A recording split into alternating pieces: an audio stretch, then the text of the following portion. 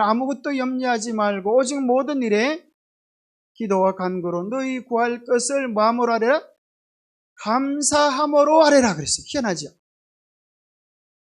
그래서 여기 보면 이 세상에 두 부류의 사람이 있다는 거예요. 염려하는 사람, 아무것도 염려하지 말고 염려편을 선택하면 염려할 것들이 더 많아져.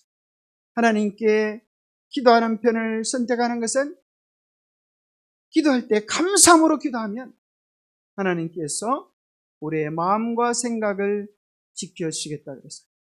사탄 마귀는 사실 불평하고 원망할 게 아무것도 없는 존재였어요. 그죠? 하나님 다음으로 가는 최고의 자리에 앉은 존재였어요. 그런데 뭐 하니까 불만이 생겨요? 뭐 하니까 불만이 생겨요? 불만이 어디서 생길까요? 네. 감사하지 않기 때문에 생기고, 불만은 사실은 교만에서 생깁니다. 자기가 잘났다고 생각하면 불만스러우죠. 자기가 잘났는데 날 이 정도 대우해주나? 이렇게 생각하면 이제 섭섭한 마음이 생기게 되죠. 자, 하늘에는 이제 하늘에는 정말 얼마나 아름다운 곳이었을까요?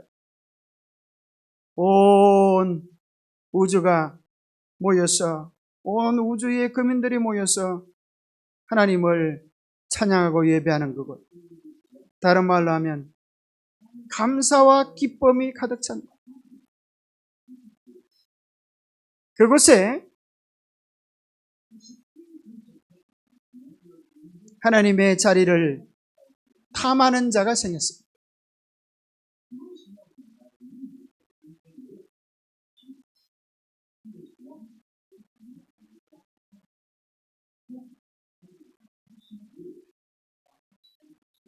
모두가 다 예수님을 보면서 그 지극한 사랑권에 대하여 감사했었는데, 이 온 우주에서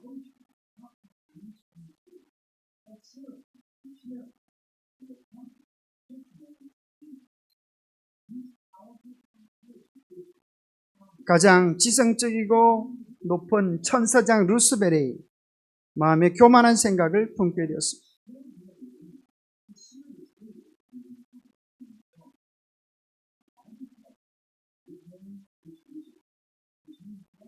루시퍼라고 하는 말은 빛을 가진 자, 그런 아주 좋은 이름이었습니다.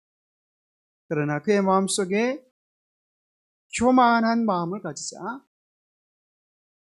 뭐가 되어지는가 하면 사탄, 대적자가 되게 된 것입니다.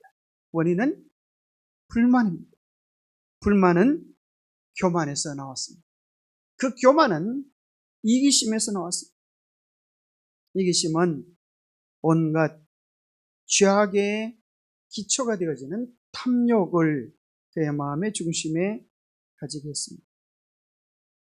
그래서 이사야 14장에 보면 참 희한하게도 가장 높은 곳에 오르려고 했던 루스벨이 어떻게 됩니까? 가장 낮은 곳으로 떨어지는 패망을 경험하게 되고, 또 빌립보서 2장 5절에 보면 너희 안에 이 마음을 품으라 곧 그리스도 예수의 마음이니 하면서 예수님은 어떤 마음을 가졌어요? 섬기는 마음, 자기를 비우는 마음, 죽기까지 복종하셔서 십자가에 죽으시는 인간이, 아니 낮아질 수 있는 대로 가장 낮은 곳에 오시고 가장 낮은 곳에서 죽으셨어요. 그래서 하나님께서 그의 이름을 지극히 높여 모든 이름 위에 뛰어나게 하셨습니다. 그래서 결국 우리의 운명은 둘 중 한 가지일 거예요. 높은 데 오르려고 하다가 떨어지는 누구와 같은 존재요? 루스벨과 같은 존재. 예수님처럼 섬기려고 하다가, 낮아지려고 하다가 어디까지 오르는 존재요? 하늘 보좌에까지 오르는 영광스러운 존재, 둘 중에 한 가지가 될 것입니다. 부자 선지자는 루스벨의 죄의 시작을 이렇게 이야기했습니다. 아버지의 바로 앞에 있는 자기의 자리를 떠나 루스벨은 천사들 가운데 어떤 정신이요? 불만의 정신을 퍼뜨리려고 나아갔다. 여기 보니까 불만이라고 하는 단어가 계속 되어집니다. 비밀리에 불화와 반역을 선동하면서 그는 능숙한 술책으로 충성을 촉진시키며 조화와 평화를 유지하는 것이 자기의 유일한 목적인 양 보이게 하였다. 이와 같이 불붙던 불만의 정신은 무서운 일을 행하고 있었다. 불만에 대한 이야기들을 계속적으로 이야기합니다. 여기도 보니까 그가 불만을 제거하고 불만을 품은 천사들을 하늘의 질서로 돌이키려고 노력하는 척 하였지만 그의 마음속에 있는 불만이 수많은 천사 3분의 1을 멸망으로, 그와 같은 운명으로 이끌어내려 했습니다. 그 대쟁투의 쟁점을 세 단어로 만들 수 있다 그랬죠. 요약. 첫 번째는 어떤 단어요? 보좌. 하나님의 보좌를 차지하려고 하기 위해서 뭘 원망했습니까? 하나님의 율법을 원망했고, 율법이 문제가 생기면 뭐가 문제가 생겨요? 하나님의 품성이 문제가 생기기 때문에, 그러면 하나님께서 이 자리에 내려와야만 했기 때문에 사탄은 하나님의 율법을 터집 삼았습니다. 자, 이것을 뒤집어 생각해 보면 우리가 우리는, 사탄은 뭘 노려놓은 하면 하나님의 보좌를 노렸습니다. 근데 놀랍게도 우리가 바라보고 주목해야 될 것은 이 세 단어 중에 어디일까요? 어디일까요? 어디다 우리의 시선을 모으면 좋을까요? 하나님의 품성을 바라보면, 그죠? 하나님의 품성을 바라보고 닮아가기를 원하면 계시록 3장 21절에 보면 예수님께서 이기는 그에게는 내가 내 아버지의 보좌에 앉는 것 같이 너희도 내 보좌에 앉게 하여 주리라고 말씀하세요. 얼마나 놀라운지 모르겠어요. 사단이 하나님의 품성, 예수 그리스도의 품성을 닮으려고 했다고 하면 그는 참으로 놀라운 하늘의 축복과 영광을 누렸을 텐데 그것을 모르고 사단은 뭐만 봤어요? 보호자만 보았어요. 다른 말로 하면 그가 마땅히 해야 될 의무는 잃어버리고 특권, 권리만 주장하다가 그의 모든 것들을 잃어버리고 말았습니다. 자, 오늘 이것을 이제 한문을 통해 가지고 좀 살펴보겠습니다. 한문에 보면 창세기와 중국문자라고 하는 이 책이 있어요. 여기 보면은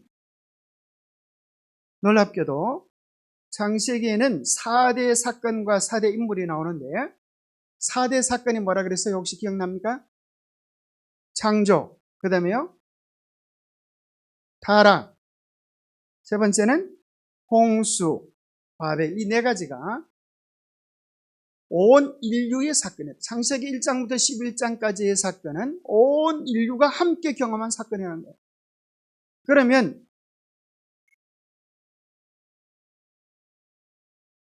중국 사람들은 언제 자기 황하 문명을 이루게 되었을까? 자, 성경에 기초하면 바벨탑을 쌓았을 때 그들은 그들의 노력으로 어디에 도달하려고 했어요? 하늘에 도달하려고. 자기들의 노력으로 하나님께서 홍수를 내리신다 하더라도 다시는 물로 멸망하지 않을 생각을 하고 높은 탑을 쌓았어요. 그때 하나님께서 어떻게 그들의 노력을 저지시키셨어요? 그래서 어느 중추신경을 살짝 좀 돌려놓으셨어요. 그래서 위에 있는 사람은 물을 달러 가는데 밑에 있는 사람이 뭘 줘요? 돌을 주고. 뭐 이렇게 말이 안 되니까 도무지 탑을 쌓을 수가 없어요. 그래서 자기 말이 맞는 사람들끼리 모여 살면서 이제 인류가 흩어져 살게 되어졌는데, 언어를 연구하는 학자들은 놀랍게도 이런 발표를 했습니다. 인류의 언어의 뿌리는 하나였다. 미국 스탠퍼드 대학 그린버드 박사가 주장을 했는데요.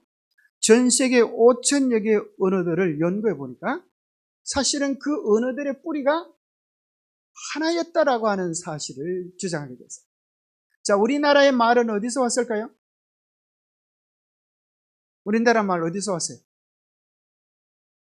우랄 알타이 어족이라 그러기도 하고, 사실 우리나라 말은 한글은 언제 만들어졌어요? 세종대왕 1446년 맞습니까? 1446년에 한글이 만들어졌어요.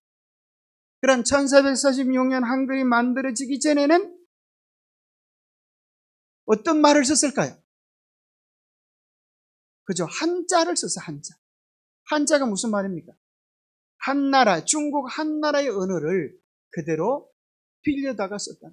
그래서 그 글자가 너무나 복잡하고 힘들어서 우리 세종대왕님께서 내가 이를 어역비 여겨 한글 몇 자를? 20몇 자를 맹근오니 그래가지고 이제 훈민정음이 나오잖아요. 그죠? 그러니까 1446년이 되기 전에는 한문을 썼어요. 그리고 일본 말도 가만히 보면은 40% 이상이 그죠? 한문에 기초되어 있어요. 그건 뭘 얘기하는가 하면 우리나라 사람이나 일본 사람이나 어디서 왔다? 중국에서 건너왔다라는 것을 확인합니다. 그리고 우리나라도 성씨가 이름이 세 글자잖아요. 중국도 세 글자. 중국에 가보니까 저희가 이제 우리 성씨가 이렇게 아래 하자 위에 점 위에 있는 점이 하나 찍힌 그런 변인데 법변이라 그렇게 있는데 제가 택시를 타는데 서로 이야기를 나누다 보니까 자기도 우리 성씨하고 똑같다는 그래서 반가워가지고 인사도 하고 그러는데 우리 성씨도 중국에서 왔어요. 그리고 우리나라 성씨의 80%가 중국에서 왔습니다. 역사 문헌을 보면 한자의 발생 기원이 대략 BC 2500년경임을 알 수 있습니다. 이 연대는 매우 흥미로운 것인데요. 성경의 계보를 추적해서 계산된 바벨탑 사건으로 인한 언어 혼잡과 인류 분산의 연대가 대략 2500년 밀접한 관련이 있다는 것입니다. 또한 인류 언어학을 연구하는 학자들은 인류의 언어의 뿌리는 하나였음을 말하고 있다고 동아일보에 그렇게 기록이 되어 있어요.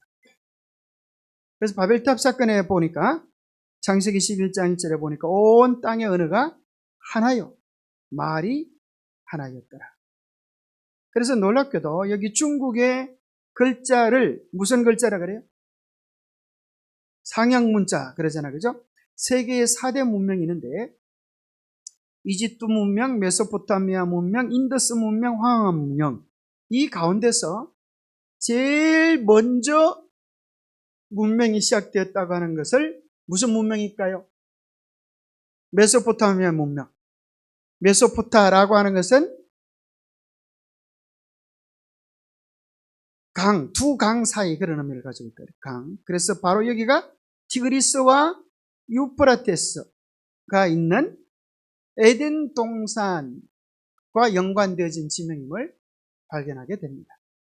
중국의 역사들 이렇게 살펴보면 이제 선사시대 이런 게 나오는데 자, 한문이 이제 나온 것은 BC 2500년경에 한자가 어떻게 시작되는가? 자, 한자를 누가 만들었다 그래요? 혹시 들어보셨습니까? 자, 글자의 기원에 대하여, 자, 이걸, 여기 보면 이제 뭔가면, 거북이, 갑골문자라 그러죠? 거북이 등에다 글자를 새겼다. 그래서 갑골문자, 그렇게 표현합니다. 자, 글자가 어떻게 생기게 되었나? 제가 한 가지 예를 들면, 이런 이야기를 들 수가 있습니다. 만약에,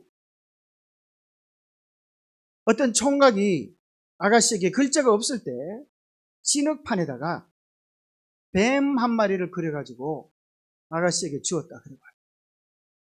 그럼 그 아가씨가 어떻게 해석할까요? 네? 우리 김순복 선생님 뭐라고요? 너는 정 떨어진 놈이다. 예, 그런 뜻이 있겠어요. 자, 이쪽의 사람들 혹시, 자, 아무 영문도 모르는데 뱀 한 마리를 그려가지고 딱 받았다. 그럼 이쪽 팀은 어떻게 하시겠어요? 어떻게 이해하겠어요? 아무거나 괜찮습니다. 한번 생각난다. 우리 정상대자는 그렇게 잘 얘기하십니다. 아, 그래요? 예, 잘 모르겠네요. 자, 만약에 이 두 사람이 공통된 경험이 있다고 생각해요. 이 아가씨와 총각이 둘이 만나가지고 어느 날 뱀을 만나가지고 뱀을 구워 먹은 경험이 있다. 그럼 이제 뱀을 그래가지고 딱 주었다고 하면 뭐라고 해석하겠어요? 그 과거의 경험에 의하여 이 글자가 해석되어지는 거예요. 우리 또 뱀 구워 먹으러 가자. 그러지 않겠어요? 그죠?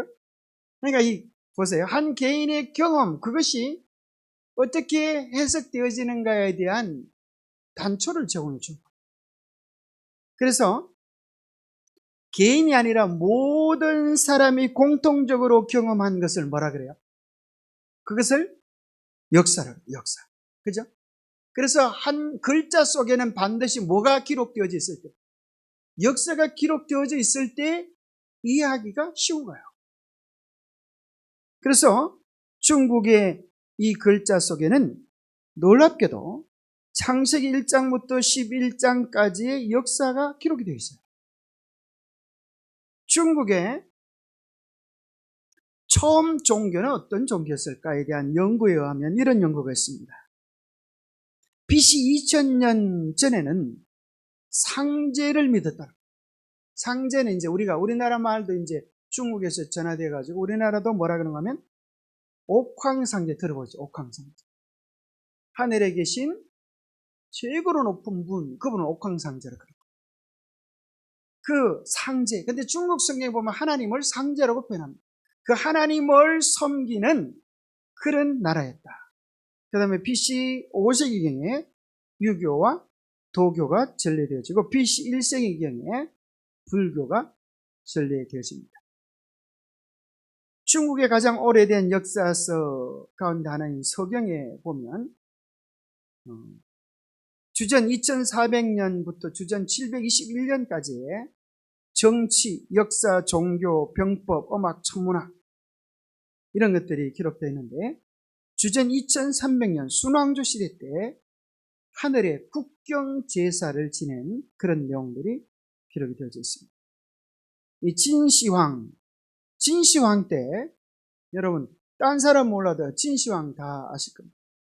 진시황 때 진나라를 시작한 왕이다 그래. 진시황이죠. 진시황 때 무슨 일을 했는가 하면 한자를 표준화했습니다.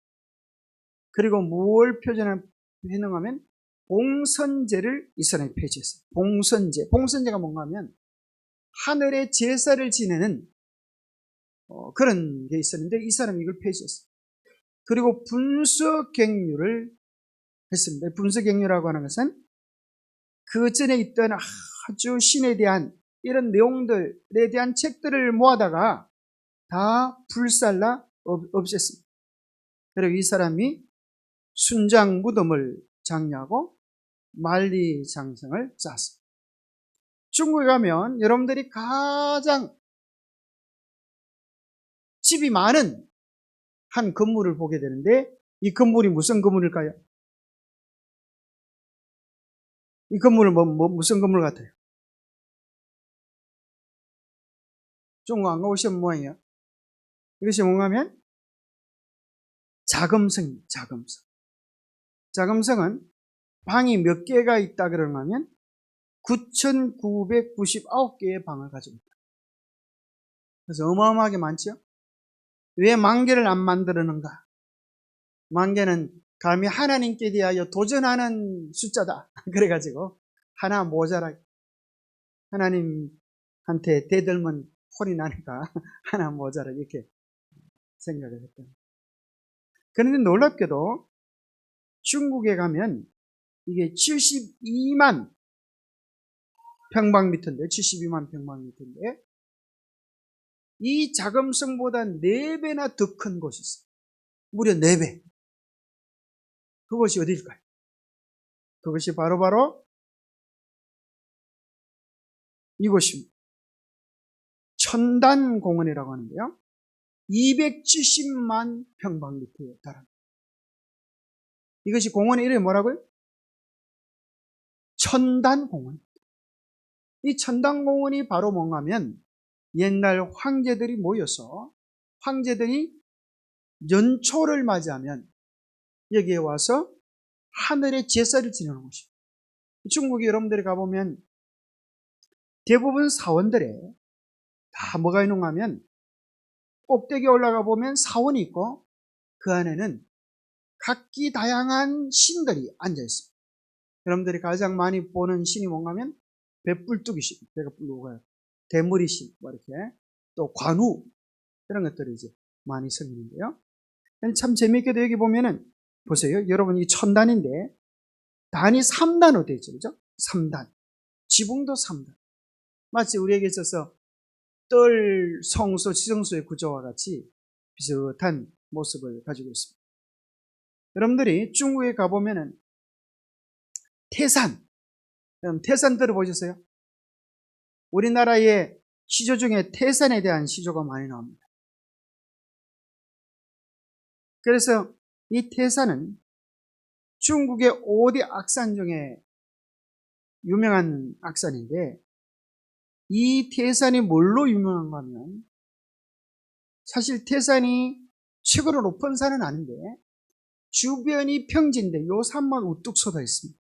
그래서 아주 높게 보이는데 태산은 제일 밑에부터 꼭대기까지 계단으로만 되어 있습니다. 그래서 그 계단의 개수가 무려 7,736계단이 되어 있습니다. 왜 계단으로만 되어져 있는가? 이 태산에는 이 계단을 만든 이유는 이것은 신에 이르는 그런 곳이다. 그래서 가장 성스러운 산으로 취급하기 때문입니다. 그래서 여러분들 혹시 태산에 가시게 되면은 태산 이 앞면이 아니고 뒷면에는 날짜를 잘 맞추게 되면은 봉선대전이라고 하는 연극을 합니다. 그럼 이 사람들이 얼마나 사이즈를 크게 만들어놨는지 한 언덕을 갖다 이렇게 산을 갖다 무대로 삼아가지고 이 산이 쭉 갈라지면서 막 연극을 연출합니다. 이게 이제 제가 봉선대전에 하는 장면을 갖다 찍은 장면인데요. 제사를 지내는 그 사람들도 아무나 왕이라고 다 할 수 있는 게 아니라 천하를 통일한 왕, 이 특별한 왕들만이 신에게 제사를 지낼 수 있다. 그래서 이 제사를 지내는 왕들도 몇 명 되지 않은 나라, 적천무후 뭐 이런 사람, 진시황 이런 사람들이 오른다. 근데 놀랍게도 이 봉선대전 신에게 제사를 드리는 이 제문 속에 놀랍게도 이런 내용이 기록되어 있다는 거예요. 봉선은 천자가 하늘에서 받은 명을 완수했음을 하늘에 알리는 의식이다. 봉은 하늘에, 선은 땅의 제사를 지내는 것이다. 중국인은 태산에 올라 봉선을 행해야만 진정한 제왕이라는 믿음이다. 공자는 서경에 BC 2230년경 순왕제 사적 가운데 그가 하나님께 제사를 드렸다라고 기록하는데요. 이렇게 이제 왕들이 쭉 와서 이제 제사를 지내는. 그래서 2400여 명의 황제가 있었는데 중국 역사상 천하가 통일된 시기에 2400여 명의 황제가 있었는데 태산에서 봉선식을 거행한 황제는 12명에 불과했다고 합니다. 그런데 신기한 것은 봉선 제문입니다. 봉선할 때 이제 우리가 우리나라도 제사를 지낼 때 충문을 읽잖아요. 이 봉선 제문이 놀랍게도 성경에 나와 있는 내용과 흡사하다는 것이죠. 이게 이제 제문의 내용인데요. 5별이 운행하기도 전에 해와 달이 형체가 없고 소리도 없어 빛을 발하기도 전에 이 땅 위에 공허와 흑암만 있었노라. 아주 먼 옛날 이 땅이 창조되기도 전 찬란한 영광만이 빛나는 하늘에 대전쟁이 있었노라. 오 우주의 통치자 선왕께서 왕으로 군림하셔서 처음으로 선한 것과 악한 것을 분리시켰도다. 그분께서 하늘을 여시고 땅을 펴시고 그분께서 인간을 지으셨도다. 그분의 창조하시는 능력으로 인하여 천지와 모든 만물이 시험을 입었노라. 마치 하늘에서 전쟁이 일어나고, 그죠? 악한 천사 루스벨이 땅으로 쫓겨지고 지구 창조에 대한 이야기를 담은 듯한 것입니다. 하나님이 사람을 어떤 과정을 통하여 지었는지 그 한문에 보면 참 재미있는 글자가 이제 이렇게 나타납니다. 그래서 창조할 때 지을 조자인데요. 이 지을 조자를 가만히 보면 그죠? 흑토자에다가 가운데 흑토자 보이죠? 흑토자 그죠? 이렇게 흑토자. 흑토자는 상형 문자입니다. 중국 글자를 상형 문자라 그러죠. 상형 문자라 그러는 것은 형상을 보고 그걸 갖다 그림을 그려가지고 단순화시킨 것입니다. 그래서 맨 밑에 있는 이건 땅을 뜻하고 위에 있는 십자가는 흑토자의 십자가는 새싹이 돋아나는 모양, 땅에서 새싹이 돋아나는 모양, 그걸 형상화한 것이죠. 그리고 삐침, 이 삐침은 뭘 뜻하는가 하면 생명 혹은 호흡, 바람 이런 걸 뜻한다 그럽니다. 그리고 이제 자 흙에다가 하나님께서 사람을 지으시고 입구자가 보이죠? 입에다가 삐침, 생기, 바람을 불어 넣으니까 그 다음에 책받침빈이라고 하는 것인데요. 그죠? 이것이 이 붓으로만 무슨 의미를 가지고 있는가 하면 걸어가다 착 그런 뜻을 가지고 걸어가다 착. 그래서 이것은 마치 뭐 같은가 하면 한쪽 발을 앞으로 내고 그죠? 또 한쪽 발을 뒤로 하고 머리카락이 휘날리면서 걸어가는 사람의 옆모습을 그려준 것 같죠. 걸어가다 착. 그래서 이 글자를 그대로 연결시켜 보면 하나님이 흙으로 사람을 지으시고 코에다가 입으로 생기를 불으니까 그죠?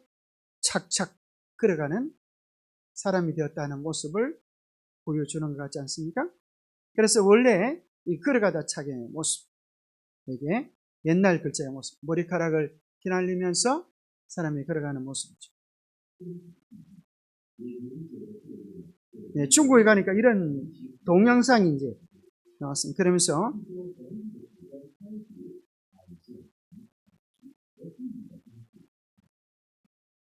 이 한자의 모양들이 이렇게 변형되어져서 왔는데요. 이 창일이라고 하는 사람이 이걸 집대성했다 그러죠. 이게 하나님의 신자가 원래는 이제 이렇게 되어졌다는 거예요.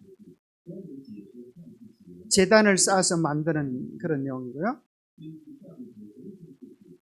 중국의 고대 문헌에 이런 내용들이 이제 있다는 거예요.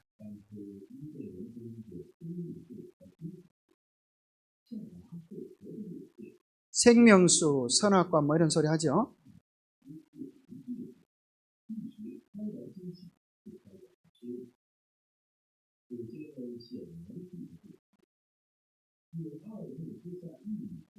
이제 두 나무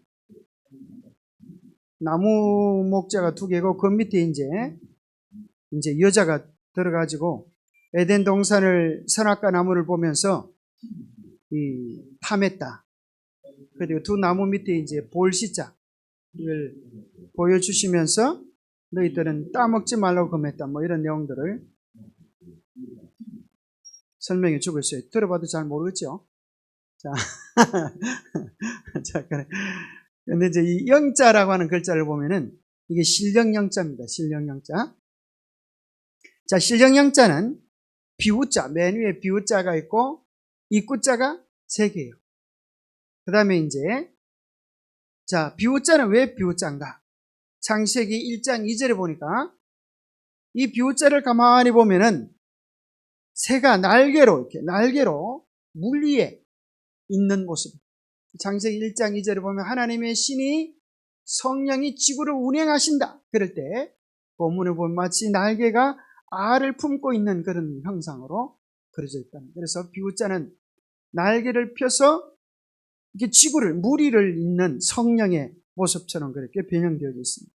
그러니까 지구를 창조하실 때 한 분만 아니라 이 구자는 세 존재를 뜻합니다. 아버지 하나님, 아들 하나님, 성령 하나님. 그래서 이 구자가 3개. 그 다음에 밑에 자는 무자인데, 무당무자인데, 무당무자를 잘 보면은 맨 위에 것은 이제 하늘이고, 아래 것은 땅이고, 이렇게 이 하늘과 땅을 연결하면 이게 지을 공자입니다. 이 모든 것을 6일 동안에 지으시고 그 다음에 사람인자가 2개 나오죠. 사람인 아담과 하와를 만드셨는데 그것이 마치 이게 마술사같이 무당같이 말만 하니까 척척 이루어지는 신기한 일이더라. 그런 거죠. 그래서 하나님께서 바로 지구를 6일 동안 만드시고 마지막 아담과 하와를 창조하신 그분이 신령하신 하나님이다 하는 글자가 영어로 표현되어 있습니다.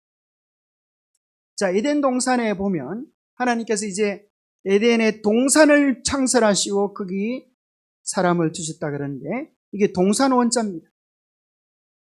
중국 사람들은 이게 이제 복잡한 자가 한자고 옆에 간단하게 기록되어 있는 것은 무슨 자일까요? 간치자라 그러는 거예요. 중국에는 이제 그렇게 써요. 원래는 왜 그런가 하면 이렇게 번째자, 우리가 쓰는 한문으로 쓰는 것은 대만에서 그렇게 씁니다. 그렇게 쓰니까 글자를 쓰기가 너무 복잡하고 모르는 사람들이 많다는. 그래서 문맹을 줄이기 위해서 좀 단순화시켰어요. 이 동산 원자를 보면 희한합니다. 보세요. 흑토자가 나오죠. 흑토자. 동산 원자 가운데 그 흑토자가 나오죠. 흙으로 사람을 만드시고 입에 바람을 생기를 불어넣으시고 자, 하나는 사람인자가 서 있는 모습이에요. 사람이 서 있고 이렇게 되어 있고 그 사람의 갈비뼈를 통하여 하와를 만들었어요. 서 있는 사람의 모습이고 그 갈비뼈를 통하여 또 하나의 사람을 만들어내시고 너희들은 여기 살아라 이렇게 울타리를 정해 주신 것이 동산원자. 글자 보입니까? 나중에 이제 찍어가면서 하면 좀 더 정확하게 잘 보입니다. 동산 가운데 2 나무가 있었습니다. 그것이 이제 2 나무 숲을 의미고요. 자, 여기 보면 그 에덴 동산에서 4강이 있었는데 히데길과 유프라테스.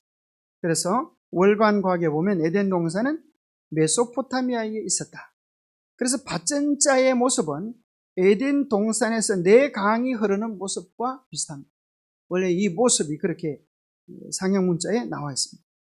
그래서 사탄막이라고 하는 글자를 가만히 보면 막이 마자를 보면 먼저 밑에 귀신 기자를 한번 보시기 바랍니다. 자, 귀신 기자를 가만히 보면 밭전자. 밭전자가 뭐라 그랬어요? 에덴 동산의 모습이라 그랬죠? 에덴 동산에서 4강이 흐르는 모습. 이게 이제 밭전으로 표현됐습니다. 그 에덴 동산에 여기서 비치면 하늘에서 내려온 별처럼 떨어진 사탄 마귀를 뜻합니다. 그리고 하나는 어질인자고 어질인자 안에 살짝사. 어진 사람의 마음속에 살짝 들어와가지고 뭐라고 이야기하는가 하면 여기 살짝사입니다. 살짝사 보이죠?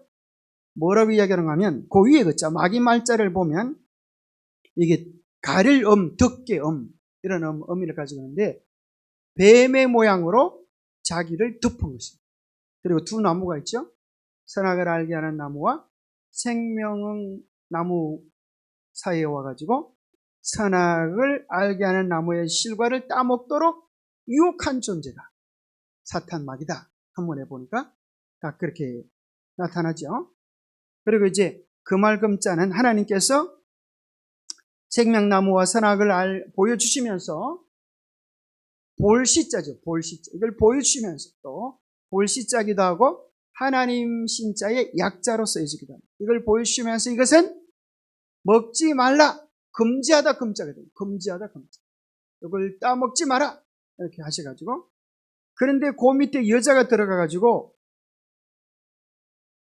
선악을 따먹으면 네가 하나님과 같이 되리라. 그러니까 여자가 뭐 했어요? 보기에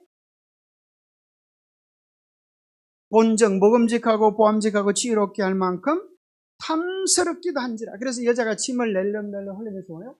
저걸 탐했으면 좋겠다. 그러니까 2 나무 밑에 들어가가지고 여자가 있으면 이게 무슨 글자라고요? 탐할 남자. 그죠? 글자가 그렇게 생겼죠? 그 다음에 밑에 자가 무슨 상관이면 여자가 선악을 알게 하는 나무의 실과를 따먹었을 뿐 아니라 여자가 여기 하와죠. 하와가 또 웃자. 또 하나의 열매를 따가지고 손수자예요. 손에 딱 잡아가지고 선악을 알게 나무 실과의 실과를 딱 잡아와가지고 누구한테 왔을까요? 아담한테 와가지고 어떻게 했을까요? 여자들은 참 머리가 좋습니다. 그냥 안 줘요. 그죠? 자기 날 사랑해? 딱 그렇게. 그러니까 아담이 뭐라 그럴까요?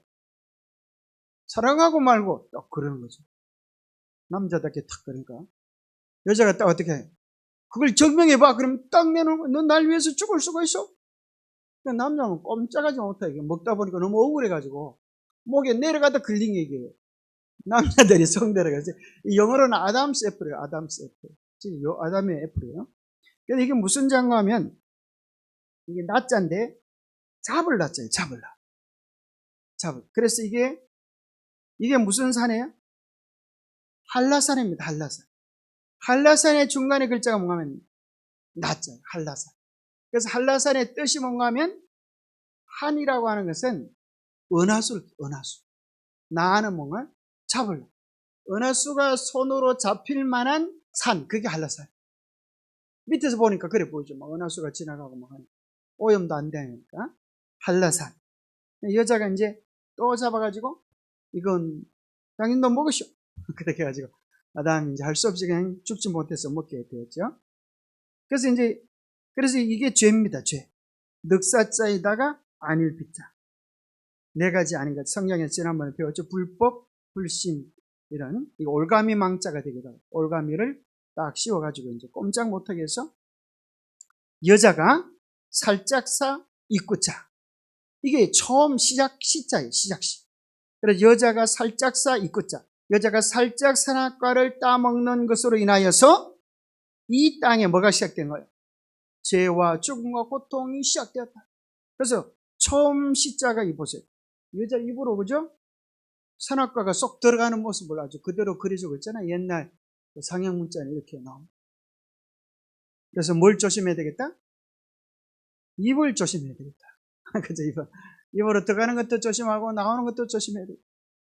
그래서 인류가 죽게 되어지는데, 자, 그래서 이제 하나님께서 구속의 약속을 해주셨어요. 너희들이 죽게 되어졌지만 너희들이 죽는 것이 아니라 내가 너희들을 위하여 이 땅에 와서 죽을 것이다. 그래서 뭘 하게 되냐면 희생 제사를 지내게 되었습니다. 그래서 희생 제사의 글자를 보면 희생할 때 희자를 보면 이게 희생할 때 희자입니다. 소자에다가 양양자. 소자에다가 양양자. 그 다음에 빼어낼 숫자. 창과자입니다. 빼어낼 숫자는 뭔가 하면 흠이 없다는 소리. 그래서 양이나 소 중에서 흠이 없는 짐승을 칼로 잡아서 드리는 것이 희생이라는 것입니다. 그래서 오를 어자도 똑같이 그렇게 나오죠. 양 밑에 나아가 있으면 죄로 죽을 수밖에 없는 내가 어린 양 되시는 예수님을 우리 개인의 구주로 모시면 죄가 용서되고 의롭다함을 받는다라고 하는 글자인데요. 나자도 보니까 손숫자와 창과자입니다. 죄인이 손에 칼을 잡고 어린 양을 죽이는 모습이 그림처럼 그려졌습니다. 그런데 또 재미난 것은 이 모양 양자입니다. 우리가 어떻게 영생에 이렇게 되는가 하는 글자를 보여주는 거죠. 나무 목자에다가 양양자에다가 가운데 들이는 글자가 뭐예요? 길영자, 영생영자라고. 영생할 때 이 글자를 쓰죠. 그래서 구약에 양으로 묘사되어 있는 분이, 구약의 양으로 묘사되어 있는 분이 신약에 뭐로 오셨어요? 십자가에 달린 예수. 나무 목자를 가만히 보니까 십자가에 달린 예수님이죠. 그죠? 그래서 구약에 있는 모든 제사, 심지어 옛날 조상들이 부모님 앞에 설날이나 우리나라는 추석날 되면 제사를 지냈잖아요. 거기 보면 이제 명태도 어떻게 해요? 명태도 그냥 제사를 안 지내고 왜 그래요? 두드리 패가지고, 그죠? 껍질도 벗기고 반 갈라서 이렇게 드립니다. 그걸 어떤 사람은 뭐 명태와 뭐는 두드려야 제맛이 이렇게 말하는 아주 무식한 사람인데, 그런 뜻이 아니고 왜 두드려서 반을 가르는가? 왜 그런 것 같아요? 바로 예수님의 십자가의 모형을 얘기해 주는 것 같아요. 예수님께서 껍질을 벗기우시고 정말 온 몸이 특수가 되도록 매를 맞으시고 이렇게 버려놓은, 양을 잡을 때도 그죠? 번제단 위에 버려놓았죠. 그 모습을 우리에게 상기시켜 주는 것입니다. 그래서 제사에 올리는 과일조차도, 그죠? 여러분, 목을 치잖아요. 그래서 위에도 자르고 아래도 자르는 그런 것들을 보면 과일을 많은가하면 생명을 드린다, 그런 의미를 가지고 있습니다. 그래서 그 모든 제사들이 궁극적으로 지향하는 것은 바로 우리의 죄를 대속하기 위하여 십자가에 달리신 예수 그리스도를 묘사하는 것입니다. 그래서 예수 그리스도를 우리 개인의 구주로 받아들이면 영원한 생명, 영생이 이룬다는 비밀이 모양 양자 속에 기록되어 있습니다. 그래서 이런 한자들을 가지고도 우리가 사람들에게 성경에 나와 있는 이런 이야기들 소개하면 좋겠다고 생각합니다. 그래서 구속의 경륜은 우리가 어디에서 시작이 되고 또 어디로 가야 하는가, 우리가 무엇을 회복해야 하는가에 대한 중대한 내용들을 알려주고 있습니다. 중국에서는 가장 높은 황제를 천자라고 불렀어요. 아무나 천자가 될 수 없어요. 하늘의 아들. 그러나 성경은 놀랍게도 예수 그리스도를 개인의 구주로 영접하면 하나님의 자녀가 되는 엄청난 권세를 주겠다고 약속하셨습니다. 우리 모두가 다 예수 그리스도를 마음의 구주로 모시면 모셨으니 뭐가 된 것입니까? 천자, 하나님의 아들이 되어서 우리가 하늘에서 끝없는 하늘의 영광을 누리게 될 것입니다. 이 소망을 기억하면서 인류의 타락과 구원의 계획이 어떻게 이루어져 왔는지를 마음속으로 정리해 보시면 좋겠습니다. 제가 기도하겠습니다. 하나님 아버지, 참으로 놀랍도록 아름답게 우리를 하나님의 형상대로 지으셨지만 우리의 욕심이, 우리의 이기심이, 우리의 불평불만이 죄를 짓게 하고 하나님의 영광을 잃어버리게 만들었습니다. 불평으로 잃어버린 천국을 감사하면서 주님께서 베푸르신 구속의 은혜에 감사하면서 회복해 나가게 도와주시옵소서. 내가 이해하지 못할 때라도 하나님의 더 큰 섭리와 인도하심을 믿으며 감사하는 사람이 되게 하여 주시옵소서. 그래야 하나님의 온전한 뜻이 우리 안에 이루어져서 범사에 감사할 수 있는 사람이 되도록 우리의 마음을 변화시켜 주시옵소서.